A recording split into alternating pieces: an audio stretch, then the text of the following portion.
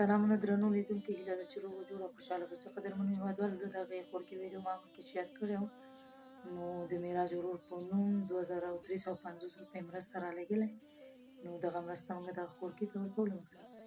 السلام علیکم. وعلیکم السلام. څنګه یې خورې؟ ښه یې؟ شکر دی خو ځان ته خپله ښه یې؟ شکر دی. مور جانه دې اوس ښه ده؟ ښه ده شکر. دا نو والا چې ډاکټر ته ضرورت لري چې ویسو، او چې مونږ ته ډاکټر څه شی وي چې خدای پاک هم دغه مور جوړه کړي، د مونږ هر څه شی دغه دی. خوشحاله اوسئ. خور جانې اوس څه دوايي دې اخیستی اوسه پورې څه؟ نه دوايي مې نه ده اخیستې تر څو. ښه خور جانې، د معراج ورور په نوم 2350 روپۍ مرسته رالېږلې، خو موږ پکې نور واچول، دا 2500 روپۍ شو، دغه وشمارئ. بس ژوندی دې اوسي. ډېره زیاته مننه، او په دعاو کې به خیر نه کړو. دا 2500 روپۍ دي، او مونږ ډېر خوشحاله شو په دې پیسو باندې چې مونږ مې د مور تداوي ور باندې وکړو، او هر څه د پیسې نه کېږي. چې پیسه در سره نه هېڅ شی هم نه، هر څه د غریبۍ نه کېږي او د دغې نه کېږي. او خدای پاک دې تاسو سره ډېر ښه وکړي، خدای هم ژوندي لره، او په دعاو کې به هم خیر نه کړو چې مونږ سره څوک ښه کوي، خدای دې ورسره ښه وکړي.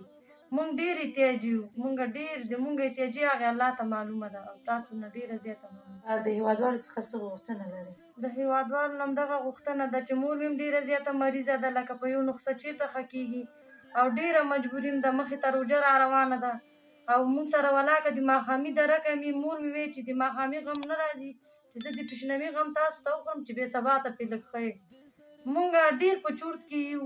وړوکی ورور مې دی، یو بل ورور مې دی کوڅه کې، خو خلک ګوري چې مور د مونږ د اختر کالي څنګه کېږي. اختر ته لا یو میاشت پاتې ده، نو مونږ نه شو کولی چې د دوی د اختر او د دې روژې بندوبست غم وخورو. بس مونږ ډېر احتیاجه یو، ځکه پلار نه لرو، پلار هم ډېر ځوان مړ شوی دی، او مور هم دغسې مریضه ده، او دغلته د بل د کور غوا ده، په دغې باندې مور مې ځي سر او دغه ورته خطا کوي، بیا هغه شیان چې دي ورکوي مور ته مې، هغه مو ټیکوي، خس د خاطر هغه سوځو. د مونږ ډېره مجبوري ده، لږ هم نه ده. الله مهربان ذات دی، انشاءالله تاسو سره به مرسته وشي. د معراج ورور څخه نړۍ مننه کوم چې تل موږ سره همکار دی، او د غریبو لاسنیوی کوي. هیله کوم چې تاسو هم په دغه پروسه کې موږ سره لاس یو کړئ. که چېرې غواړئ مرسته وکړئ، نو زما د وټساپ شمېره ده 080 9 4 2 د لیدو څخه مننه.